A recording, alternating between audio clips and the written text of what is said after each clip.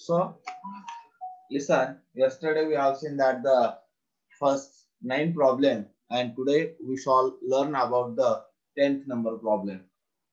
काय 10 नंबरचा प्रॉब्लेम सगळ्यात अगोदर आपल्याला असे प्रॉब्लेम सॉल्व करत असताना आपल्याला त्याची LHS घ्यावी लागते म्हणजे डावी बाजू घ्यावी लागते.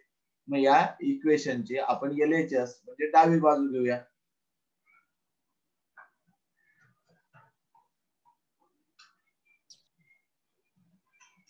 आता या डाव्या बाजूमध्ये काय दिलेलं आहे आपल्याला तर tan A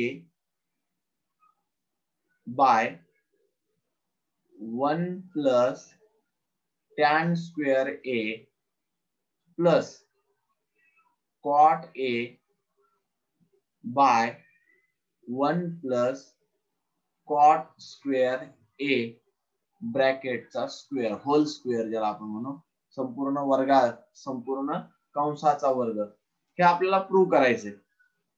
आता यामध्ये आपल्याला जे फॉर्म्युले माहिती आहे ते फॉर्म्युले अगोदर आपण तिथं लिहून टाकूया.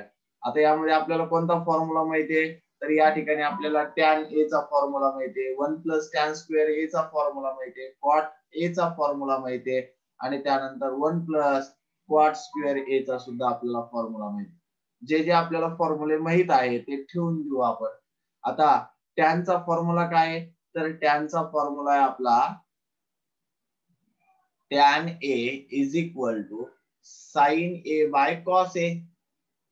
tan A चा फॉर्म्युला आहे sin A भागिले cos A.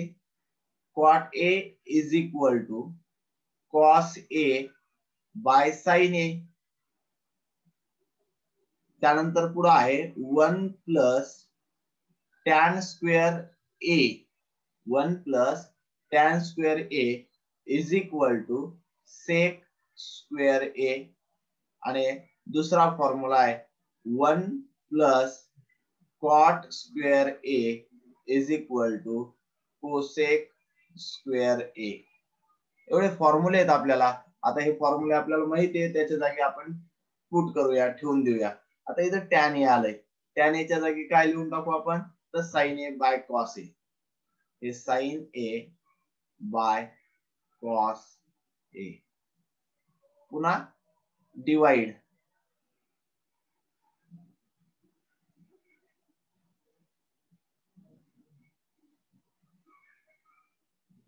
आता 1 प्लस tan स्क्वेअर A म्हणजे काय sec स्क्वेअर A पण त्याचा स्क्वेअर आहे म्हणजे मला इथं करावं लागेल sec स्क्वेअर A ब्रॅकेटचा स्क्वेअर.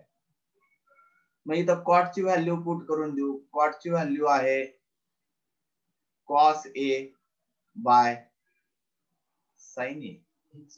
आता 1 प्लस cot स्क्वेअर A ची व्हॅल्यू पुन्हा काय आहे